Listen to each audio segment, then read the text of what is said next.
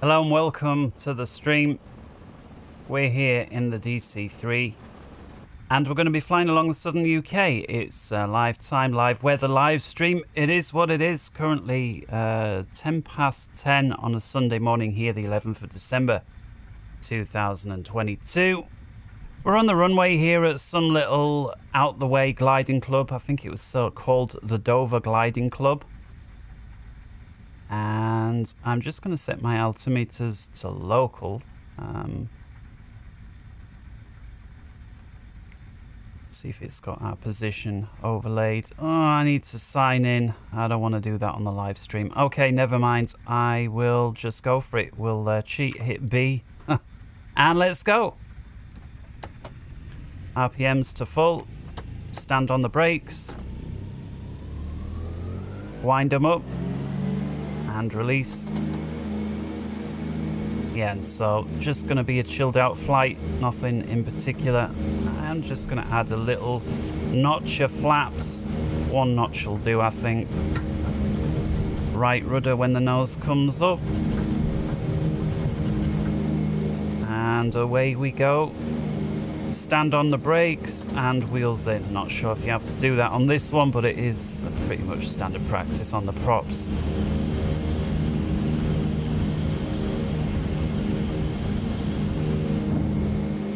So we're heading south currently. This is the model with the little sat nav. I prefer the older one. I think you have depends on which paint model that doesn't have these more modern gadgetry things in, but we'll make it work. Bringing the RPMs back a bit, 25 or thereabouts, and going to bring the power back to the top of the green band. There we go, and let's trim back a bit.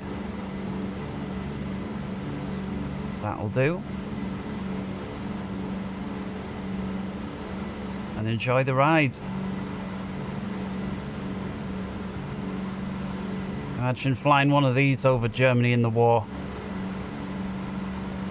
Or anywhere, really.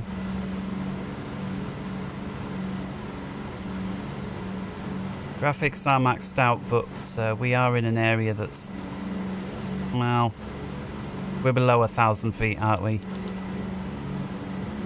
Always looks better when we climb. Looks a little bit dingy, despite the, maybe it is a little hazy.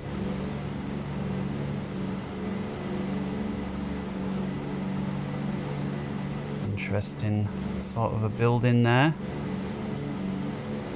That's a big one. Anyone know what that is?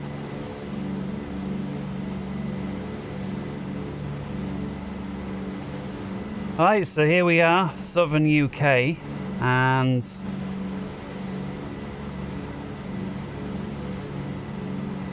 I remember coming on a holiday down here once to Broadstairs many years ago. Margate, looking at it over in the distance there to the left. I just want to get a look at these cliffs, see if we got any wind and any sort of turbulence. I am enjoying the little lumps and bumps that this game has introduced lately. Makes everything feel a little more alive, even though, see, some people when they say realism, they mean how good the graphics looks. But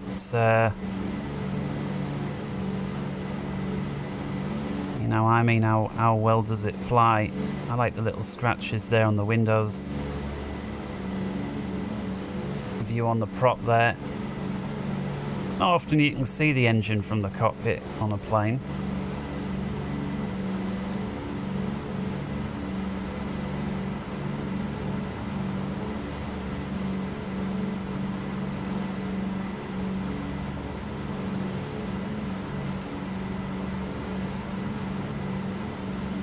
Yeah. The thing with this game, even when you've got the high-speed fiber, is the more people that play, the more the servers at their end get stressed out. And so just because you've got a real fast connection doesn't necessarily mean they're going to share the world's data at the speed that you're capable of. I'm not sure how much they throttle your bandwidth, and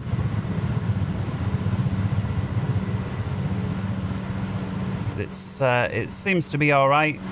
And of course, starting to get the White Cliffs of Dover here. And here is Dover. I always end up talking about the war because I'm often in DCS when I'm over these parts, which is the World War II map if you fly DCS. The only way you can fly over the White Cliffs of Dover is on the World War II map. And here we are in the port of Dover, which was famously shelled throughout the war once the Germans got hold of the French land, which you can almost see there in the distance. If I try and zoom in a little bit, you can just about make out the French coastline. And they had some of those big artillery pieces, what they call them, the Dora, I think, or something similar, and it was just enough to prevent the port being used to its full potential. It's a nice railway line that runs along here somewhere, and I would love to go on it at some point. I've never ever been on it yet, but you get some nice pictures. Must be one of the best routes anywhere, certainly in the UK.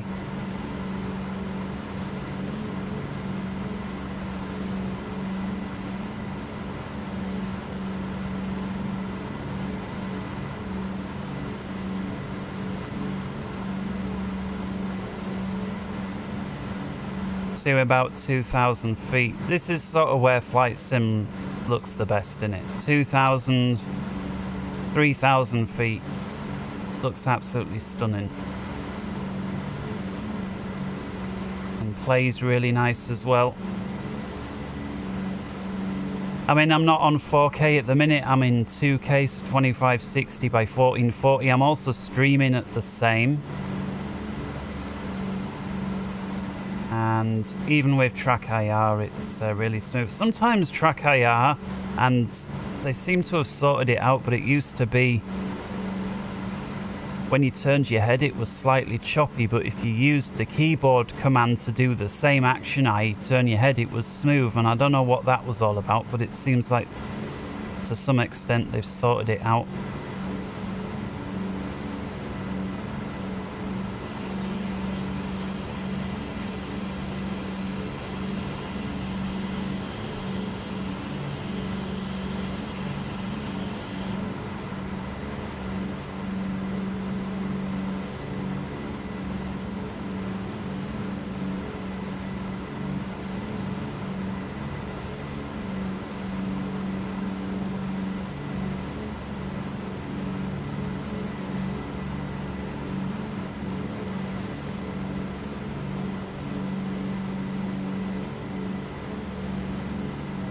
Tell you what, the cars that drive around town drive really, really fast. Perhaps at some point they could slow the vehicles down a bit. It just looks a bit silly when they're driving around town at 70 mile an hour. Granted, on the main roads anywhere else. And so yeah, I've seen any sort of airfields along the way. Certainly the slightly smaller ones be nice to visit. Some massive railway sidings thing here. Let's see if we can get a better view of it.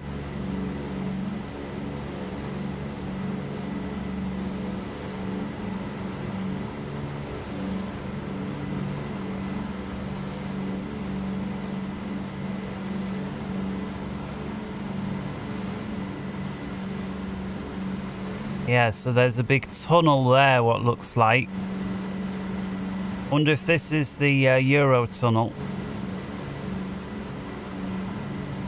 Must be, we must be in the general area where the Euro tunnel goes in. It's one of my earliest memories as a very young kid, is them nearing the completion of the tunnel.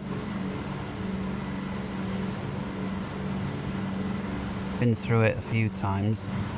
It's one of those trains that when they set off is so smooth you don't even realise it's set off. And if you're not looking outside the window as it happens, because you're supposed to stay in your car. I mean, you're not supposed to stay in your car, but I mean, you generally do. There's nowhere else to go.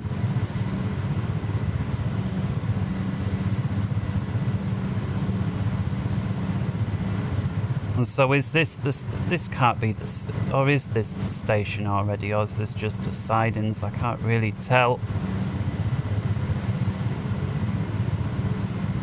Actually, yeah, it's the stations. You can, if you look carefully, you can see all the lorries here driving onto the train. There's one there pulling onto the train right now.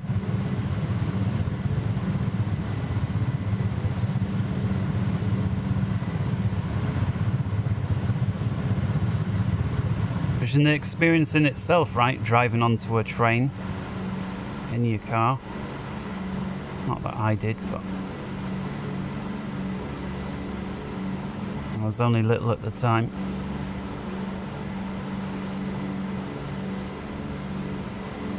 The sea looks very smooth. I doubt it's really that smooth. Looks like a solid sheet of glass.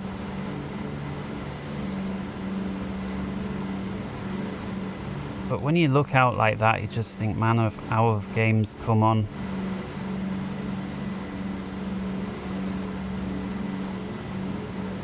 See, this little piece here completely ruins it. Looks fake as anything, but aside from that, it's not too far off. Certainly they've got the haze right. Often have really bad skies here in the UK with all this milky, hazy crap.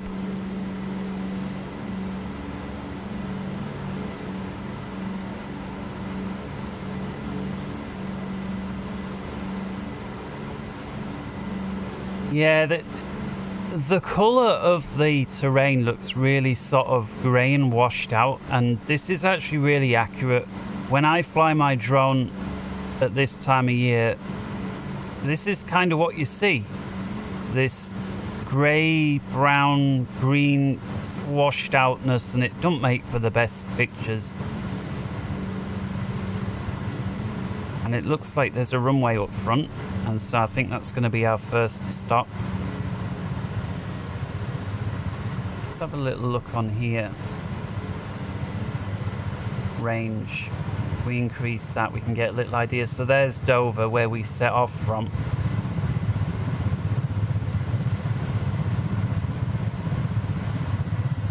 You can hear that weird sort of thudding sound when we start going too fast. Bring the power back some. Say too fast, we're not too fast, but we're getting close to the red line.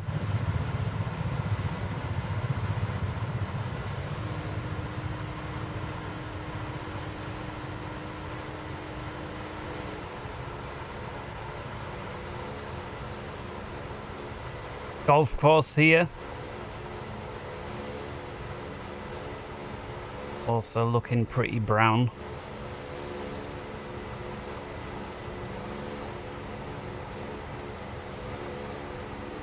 Alright, power all the way back.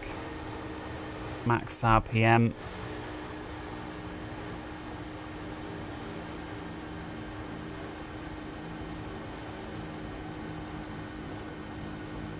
Trimming back. And there we go, about through the yellow speed. So I'm going to dump the gear. And we'll go flaps just a couple of notches. We've got a full-on runway, so that's going to be more than enough. I tell you what else they've added really nice. The adverse yaw on this feels really good. And so when you steer to the left, you get that little nose going to the right for a moment, and the opposite when I steer right, see how the nose goes to the left? That's real nice, and that's adverse yaw. And that gets worse the slower you get, and it's nice that they've added that in. Again, I criticise this game a lot for the realism, but it's nice to see they've put that in. This thing can fly unbelievably slow. I'm not sure how slow you could get it in real life, but in the flight sim, you can fly along at 60 knots, maybe even less. So we're coming in a little hot, so I'm going to side slip a bit. So I'm going to put left boot in and lean over to the right and then do the opposite. And that's going to lose all that speed.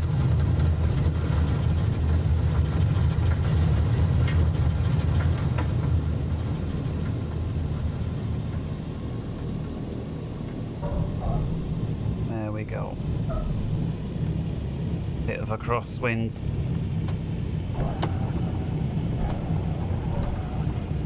Oh. I don't like the way the steering of the is connected with the rudder. It's not at all realistic. You should be able to put full rudder in without the nose wheel steering all the way over.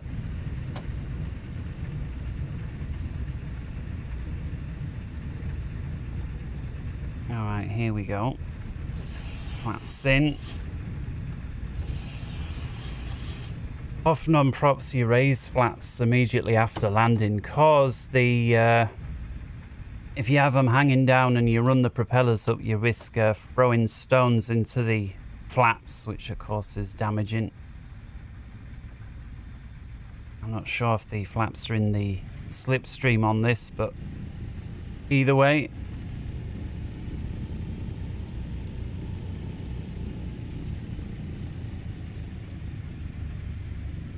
Let's turn back round. I don't think the winds are particularly strong, so we're going to be able to...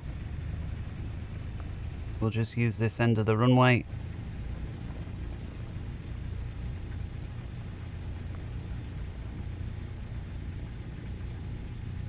Yeah, the steering on this is completely oversimplified for the rudder. It's like instantaneous, like...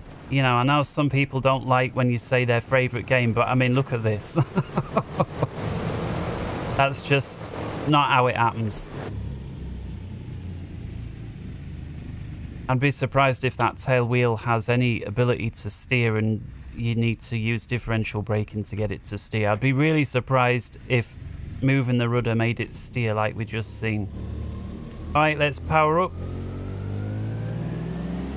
Trim down a tad, release the brakes.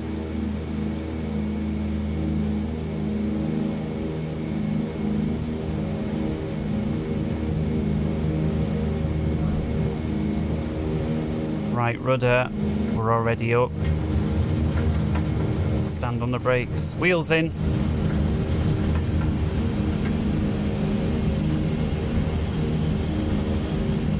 Lowering the nose, gather a bit of speed. Flaps are already in.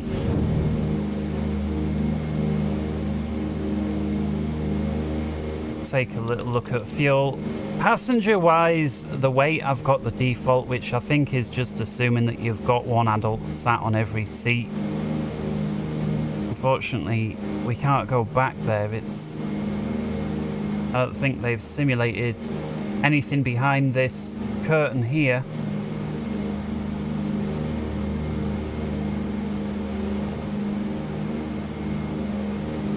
I did have a real rudimentary autopilot on this, but I've not yet looked at how to use it. Right, let's bring the RPMs back.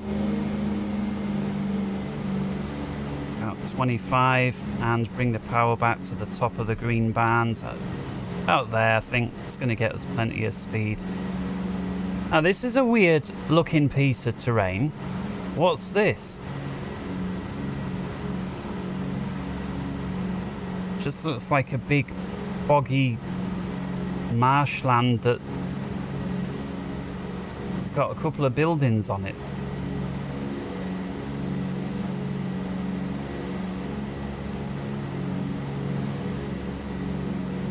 I assume that down there is beach, but there does seem to be quite a few buildings down there as well, so I'm not convinced entirely.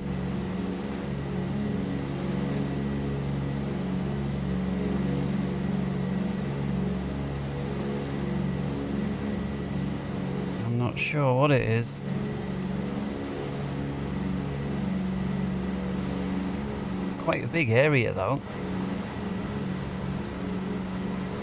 Look at it.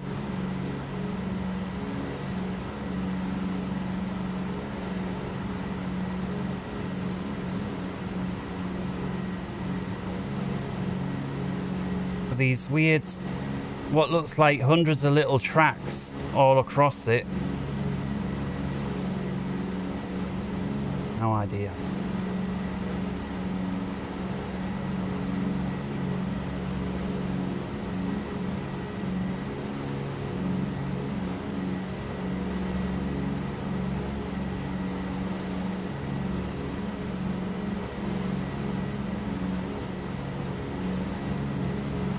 Let's have a little look at the fuel.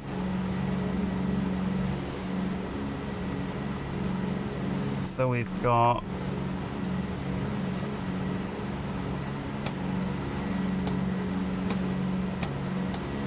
in gallons, quite a lot left. Add all that up, about 300.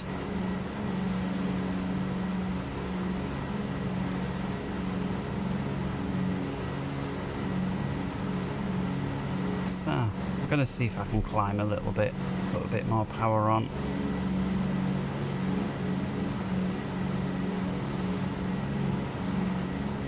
Not sure what best climb speed is, but we want to keep moving, so this will be fine. Tell you what, again, I'm not no clue how realistic this plane is compared to the real one, but I imagine it follows the rule of thumb that the larger planes get, the more stable and easier they become to fly because of the stability. And this thing certainly is stable. Just set the trim and you can let go. I mean, I'll let go now if the controls completely let go. No rudder, no steering. Completely let go. It's doing pretty good.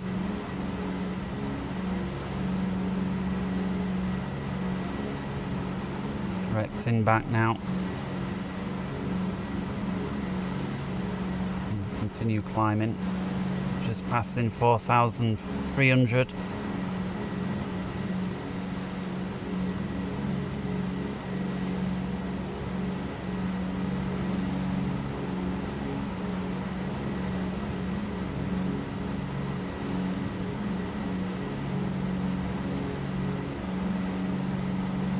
Yeah, so over on the other side of this water, this is the channel, and there we've got France.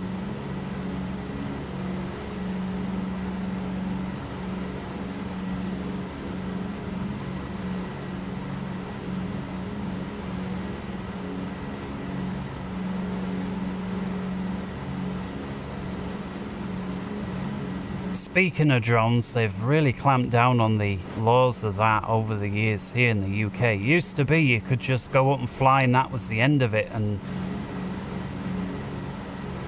there was that very, I'll just say dubious news story where they apparently had a drone over Heathrow for about 2 days straight, cancelling I don't know how many hundreds of flights because of it, and apparently nobody could track it down.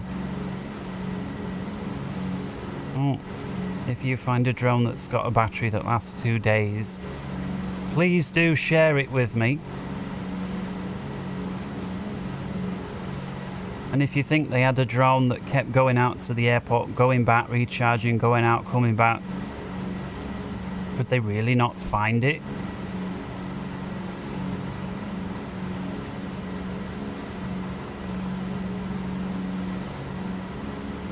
Anyway, off the back of that come a load of laws and rules, and for a start you need a license. These days you got to pay for that.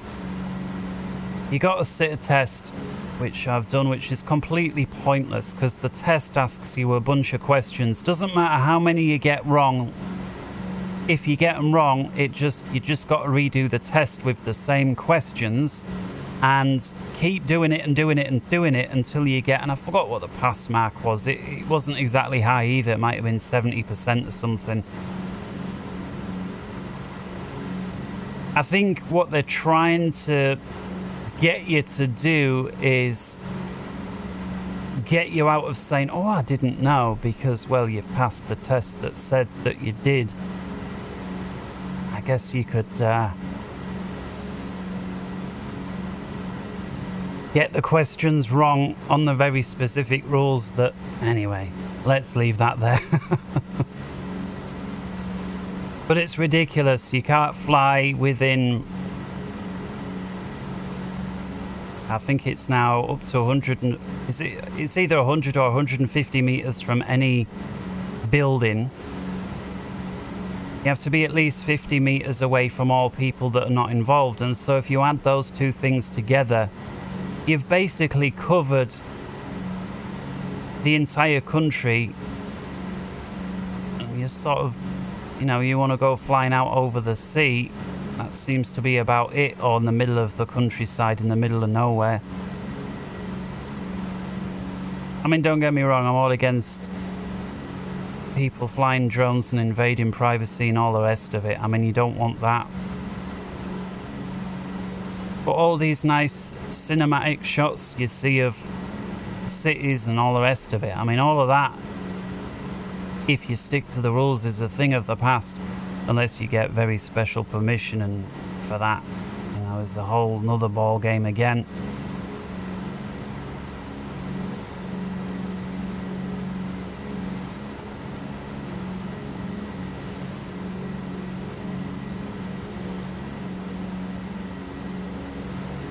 I mean, you look down here, you know, out the window. I mean, where could you be?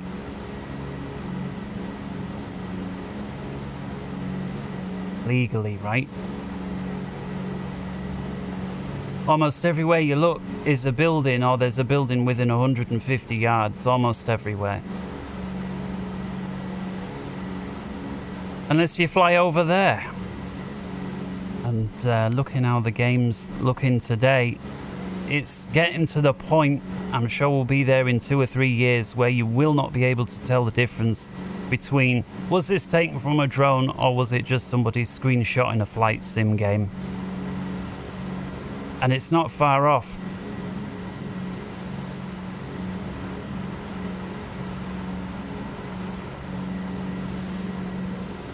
Something still just doesn't look right with the scenery. I can't quite put my finger on it, but there's just something not right about it.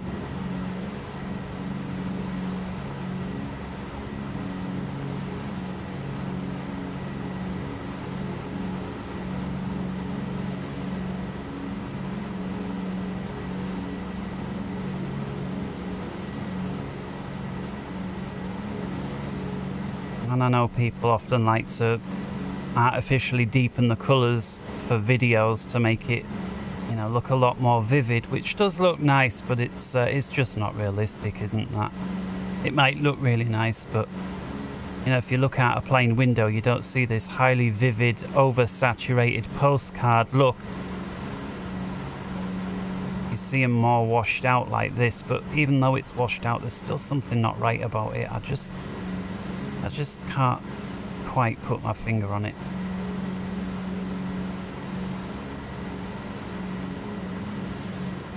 Another large town. I wonder if this is Folkestone. Portsmouth. Well, might be Folkestone. Portsmouth literally has, if you like, the mouth of the river being a port, and it's really big. You can see why it's been used, especially back before they could even build harbour walls. Although how harbour walls were built is another mystery. I think so. How do you get massive pieces of concrete that look like they're singular pieces to dry in the sea? I mean, you could maybe create a temporary wall and pump the water out today, but you know, we're talking about things that existed long before the photograph was invented. I'd love to know how they did it.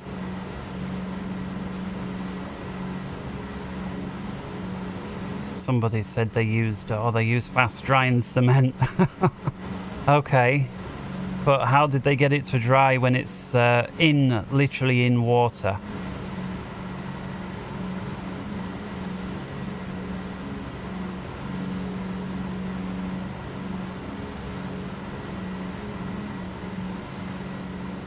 I'm sure there's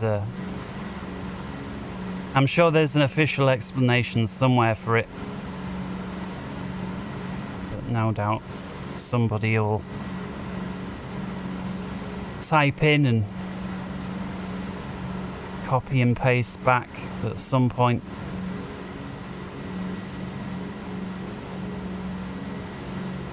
I prefer living with the mystery aspect of it. Kind of like the pyramid, right?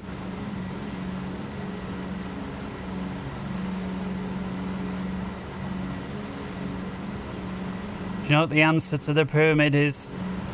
You just whip the slaves a little bit harder. That's the answer. How did they get it so precise? Just whip them. Whip them harder until it's as precise as you like.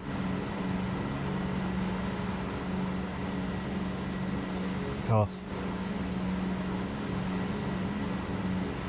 You can maybe tell from my irony, I don't believe that for a second. Exactly what it is, who knows? But I don't believe that you can create things that you can't even create today just by whipping people a little harder.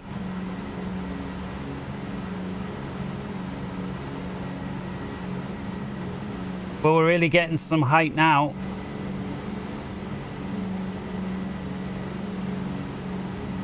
Just giving it a little twist so we can turn it back this way and have a little look. What we at? 10,000 feet just crossing through now. So this was the height where you'd start needing to use oxygen.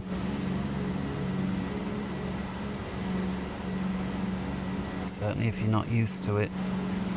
Like most of us from the UK, right? Living down at sea level or not far off.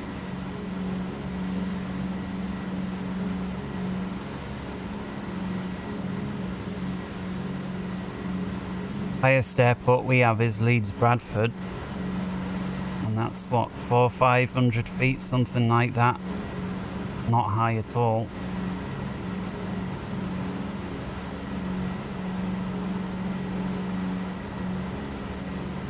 I mean, you know, there's some places that are well above 10,000 feet, and you think, you know, those people are living like that all the time. There's a few airports, South America, that are above 10,000 feet. Got really long runways to accommodate the aircraft that go. You think, you know, they're kind of curious how the cabin pressurization works there, because usually, you know, they pressurize the cabin. But with the doors being like plugs, like a bath plug, when the cabin's pressurized, you can't open the door, and so surely they've got to depressurize the cabin below, you know, in terms of pressure, well below 10,000 feet to be able to open the doors. So I wonder if they've got like alarm goes off in the cockpit basically to say, hey, the pressurization is getting really low, dangerously low, but of course you've got to open the door. Anyway. Because ordinarily you would need oxygen masks at that level, so again, if you're not used to it, so what, do they send crew in that are used to it, or do they got to wear oxygen masks? I'd like to know how that works out.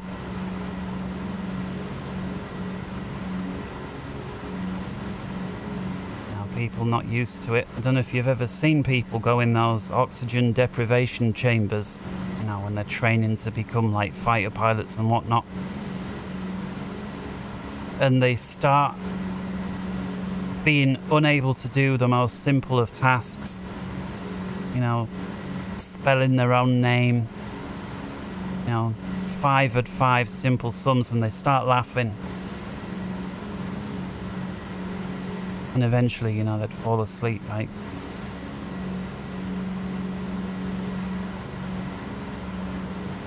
Which is the weird thing about it. It's not like you feel like you can't breathe. You feel like you're breathing normally. It's just there's nothing happening.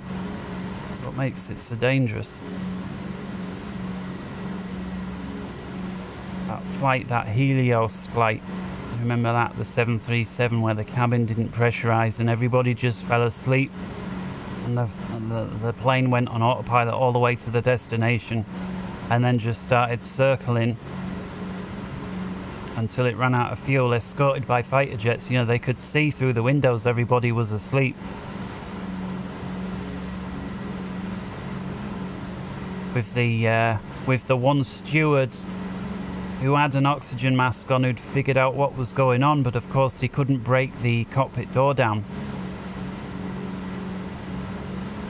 which was the sad part of it, that there was one guy that figured out what was going on, but he couldn't do anything about it. He was on the wrong side of the door.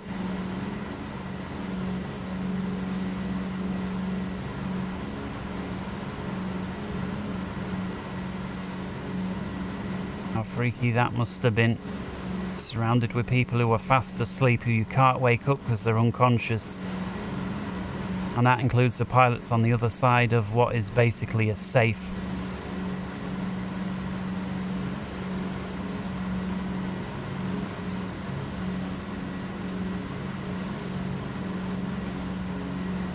Little bit of sunlight reaching the terrain here, looks a little bit nicer. And how are we doing for height? 12,000 feet. So we can add a little bit of power now. Less oxygen, more power to get to the top of the green band.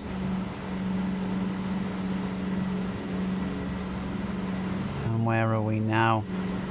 Well, I think coming up to one of these islands there up front, which actually makes part of the other DCS map, where you got the channel map where we took off from, and where we're coming up to now is part of the Normandy map. Both of them World War II.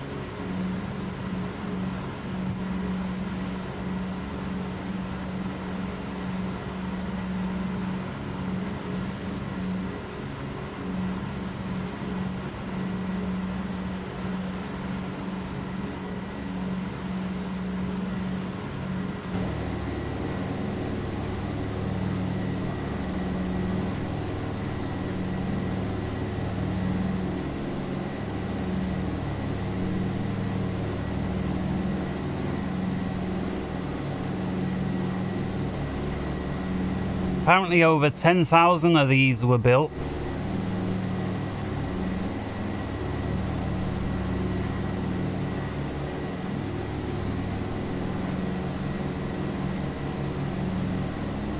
In the mid-1930s, it started flying.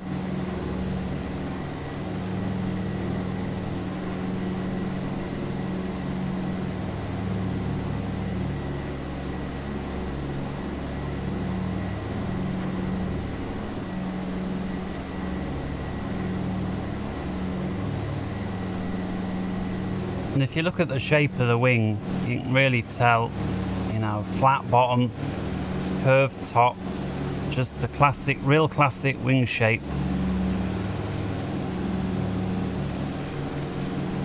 And there you see it. Like half a teardrop.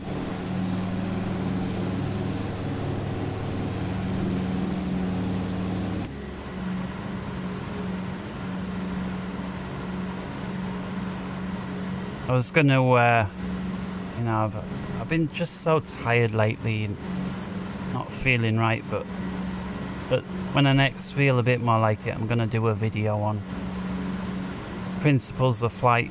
I used to lecture on it back when I was at the cadets, having done my scholarships and advanced glider training as well. And I became part of the staff there, was staff cadet. One of the benefits of it, you didn't have to pay, but it's sort of, they wanted you to share on what you'd learnt, and I enjoyed doing it, and principles of flight was what I did. Makes a lot of sense, and I wanted to make a video on it. Just a few, there's a few basic things to get your head around, and once you have it, it is, you know, if I want to use the word obvious, like anything, right? Once, it might seem a bit of a mystery until you understand it. Once you understand it, it becomes easier. Once you've understood it for a while, or you delve into it further, the easy becomes obvious.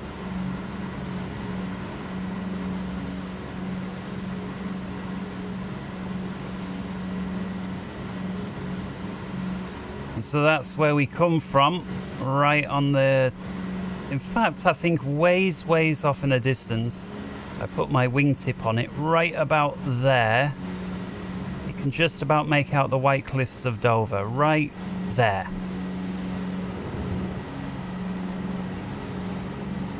I'm telling you what, this thing climbs really nicely.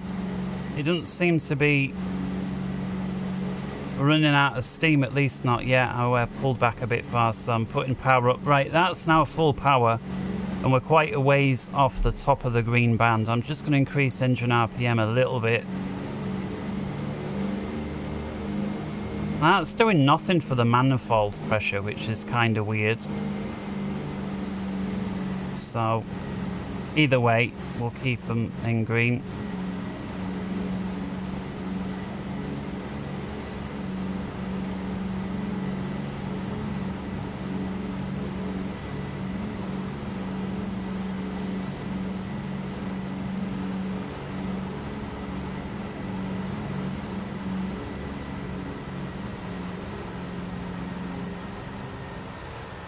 Let's bring the engines back.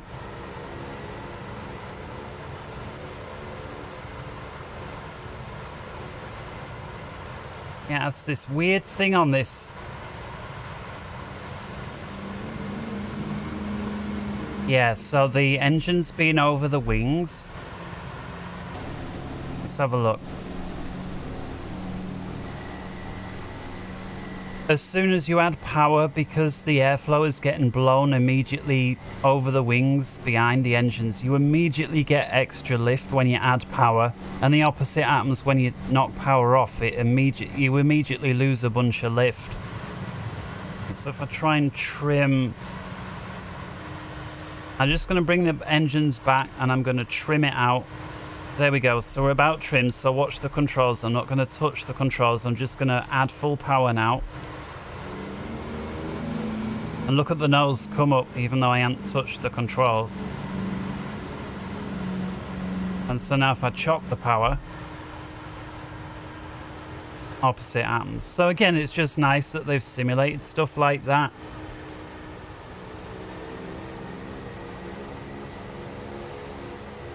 Really helps for landing this type of plane if you're coming in. I mean, I don't know what's wrong with Flight Sim, just there's not enough drag on planes. Certainly when you're configured for landing, there's just they seem to float forever. But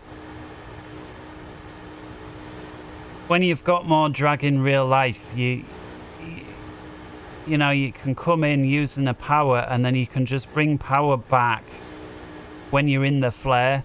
And that immediately loses lift over the wing, and with that you're just going to settle down right away. So it's not just a speed thing, it's plus that's doesn't happen in the modern jet engines, because the jets are well a ways underneath the wing and got, of course, their little casing. Doesn't affect lift at all. Does pull you up though, just because of where the engines are on some of the planes. When they hang out below the wings, they pull the plane upwards, but they don't create lift.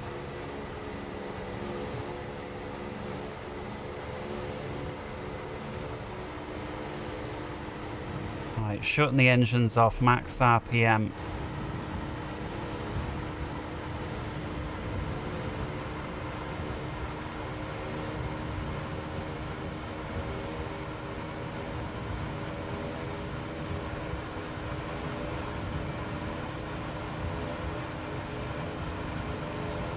Yeah, we got a lot of height.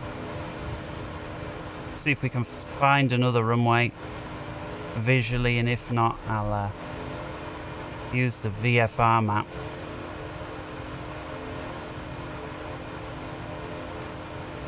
By the engine RPM getting a bit high there. Let's bring them back a bit.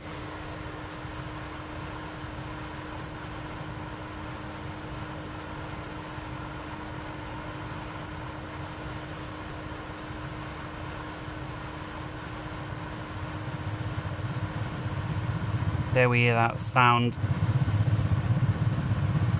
Still a ways off the top speed.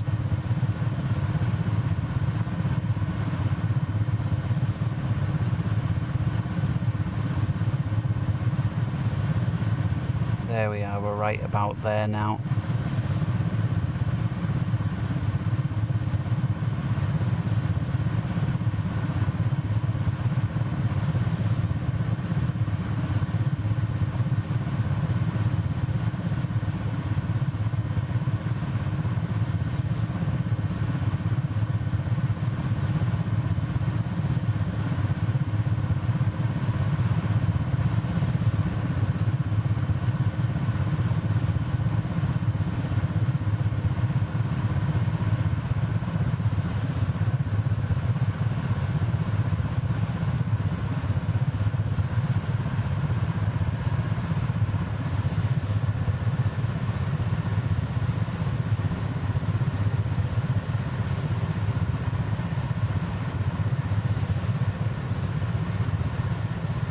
See if we can roll this thing.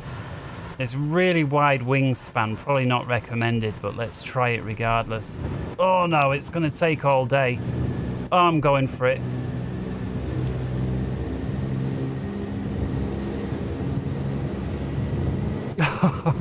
There we go.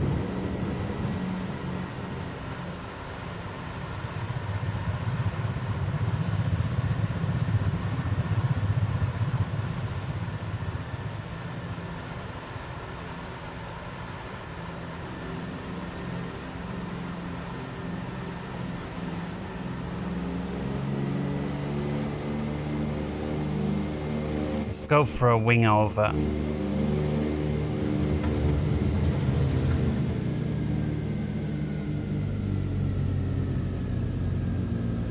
Wow, didn't quite behave as I was expecting. Seemed to pitch up an awful lot. Try it again. Let's do it to the right. Up we go. Over to the right, right rudder in, chop the right power, push the nose forward this time. There we go, that's more like it.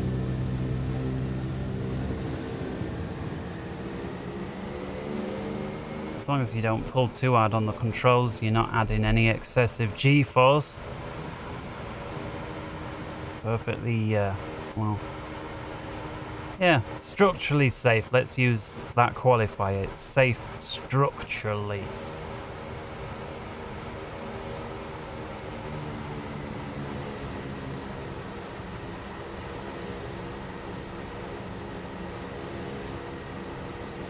Looking for an airfield now. How are we doing for fuel? Well, loads by the look of it. Well, we've got the main tanks very low and the auxiliary tanks are plenty. Does it automatically use?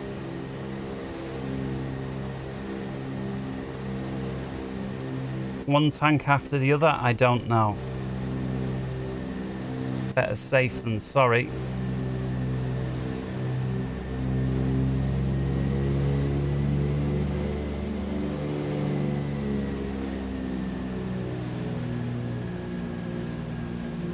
So yeah, so this is the weird thing. Now that we're slow and I need more power, I'm having to trim down, even though I'm slower, because as I'm adding power, it's wanting to pick the nose up.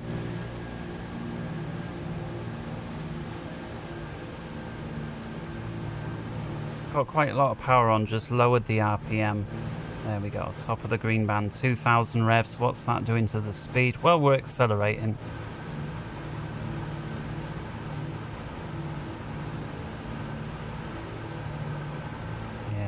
Back lowered. Back where any lower and the graphics start to fall apart. but I'm not seeing one. This looks like an old disused airfield.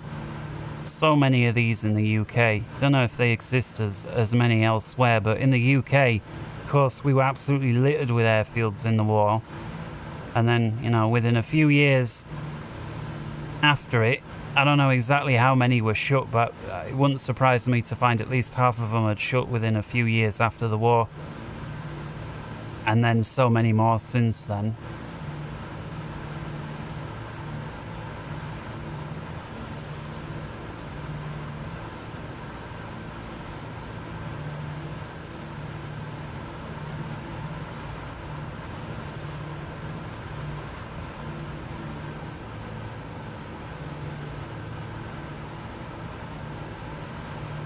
Where I used to go to the Air Cadets was the first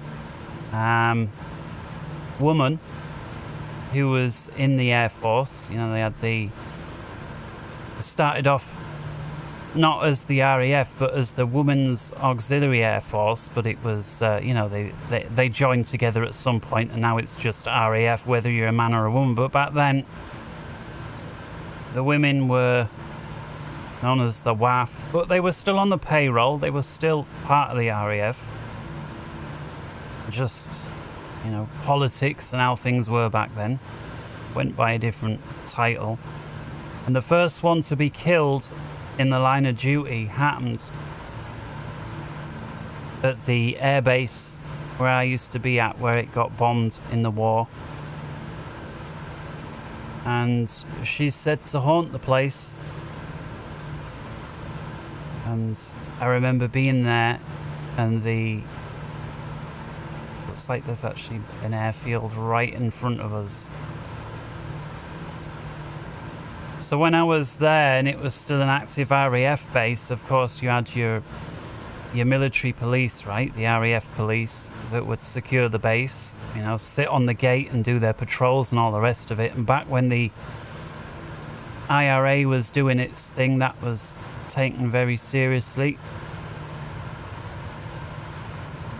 And they would log, you know, any sort of what was happening, right? And we used to have the Thor missiles as well there that used to stand there, which is kind of weird when you think it's just this little town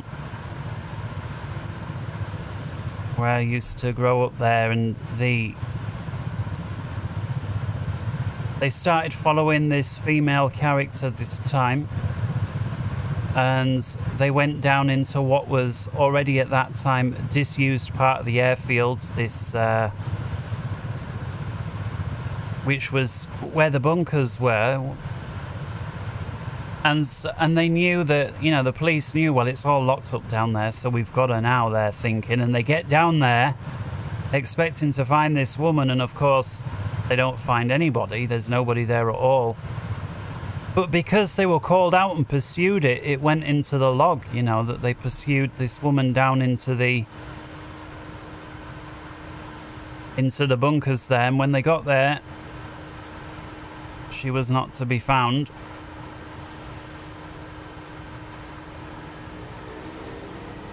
Max RPM. I'm thinking, is this an airfield? I mean, it certainly looks like one, but I'm thinking, is Flight Sim treating it as an airfield? But I think they are. We can see aircraft down there. There's actually a bus riding around in between the aircraft on the grass. Well, fair enough. We're perfectly capable of landing on the lawn. And so here we are on the overhead brake coming down into land.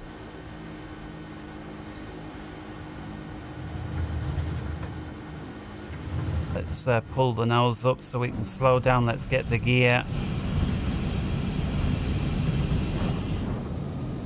A little bit more flaps. That'll do.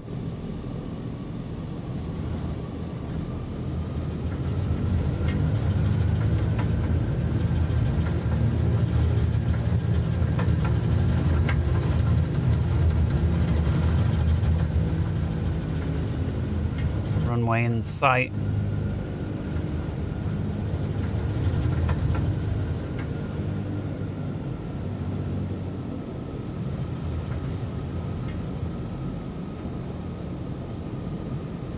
some trees in the way on final there. I think they need to trim them. Maybe that's why we've got the displaced threshold.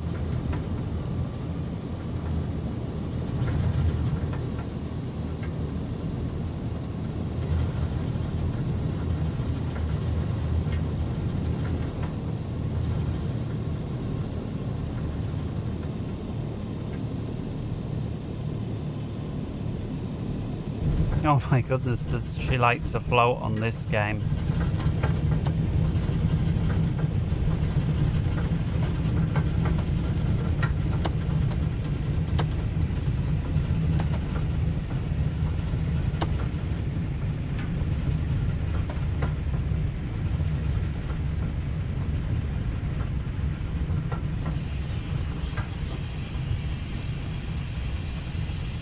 Let's have a little look. So we're right there. Echo Golf Hotel Romeo. Couldn't tell you what that is off memory. Right, flaps back in. Nice little place to do a couple of circuits, actually.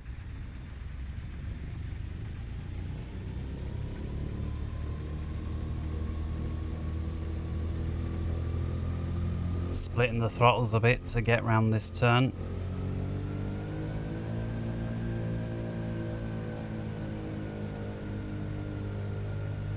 Not that this game cares for stuff like that, I don't think. But you never know. Well, it looks like they've got a pretty decent air traffic control tower, which is kind of surprising for what seems to be just a grass runway. Mind you, with a bus running all over the airfield, you maybe need it. Alright, let's keep the flaps down this time. Trim forward. Let's try there. Max RPM, max power, let's go. Release the brakes.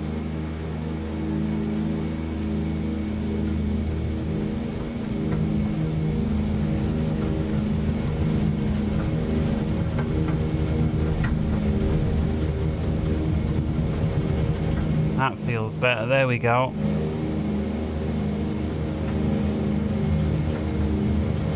Wheels in. If we was to chop the power now, I reckon the lift would just drop out. Whoa, we're in a stall. Oh, that was so close. We was about to stall. The only thing you can do if you're in a stall is push all the way down. Drop out a notch of flaps, you know, dump the nose as far as it'll go like that, because even though you don't want to go down, pushing the nose down is a lot better than stalling, because if you stall it's finished anyway, and as you saw it paid off.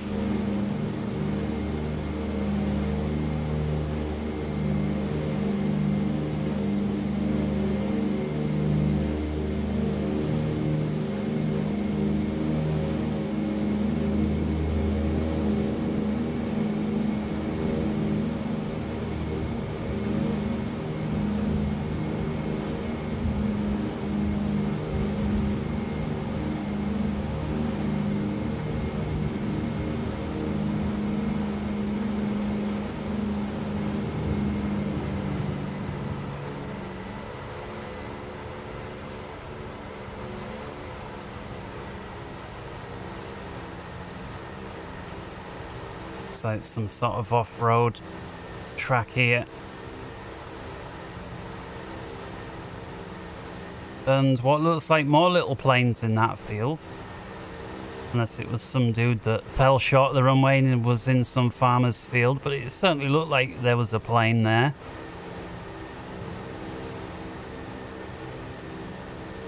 When I did my flight training and these fields here, they always taught you, you know, that if, you know, to be thinking not just which field are you going to land in, but to land in line with the way that, you know, the tractor cuts it, basically. There's a stall. At least we heard it that time. Didn't hear it the time before.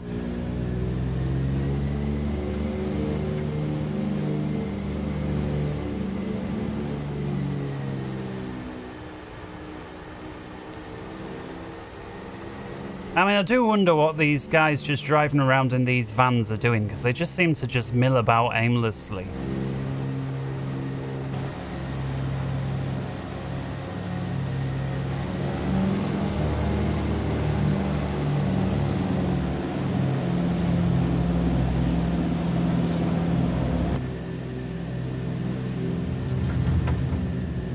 Oh, there's the stall. I think that's not recoverable.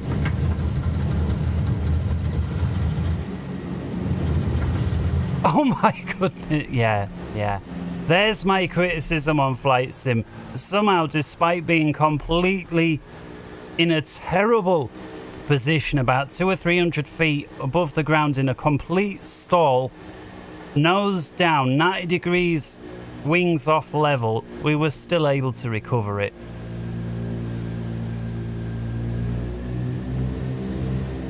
And that's just, it's, you know, it's a shame, because the graphics on this game just blow anything else out the water. But in terms of realism, it's worse. I'll tell you what, Flight Sim X that came long before this, ostensibly by the same group of guys, or Microsoft anyway, is more realistic than this. And I just wonder how have they, you know, how did they get this so wrong? Granted, those little lumps and bumps with the turbulence is a nice addition. See how slow we can get it. So flaps are full, gear down.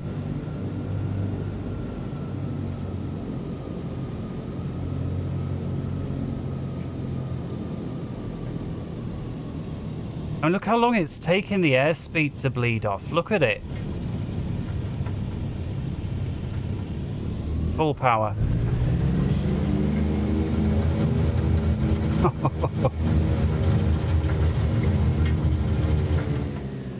That was nice. That's going to be the end.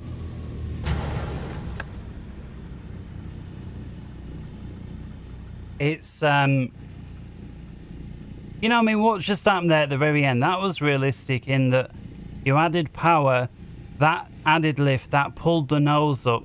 And because my trim was so far back, even though I was pushing forward, I couldn't, you know, so that was really nice. But even though I had flaps all the way out, as well as the gear, I had no power and we were just floating, and you saw the speed dial, it was coming off, but so slowly. You would lose more than 5 knots over like 10 seconds or whatever it was. It was bleeding off ridiculously slow.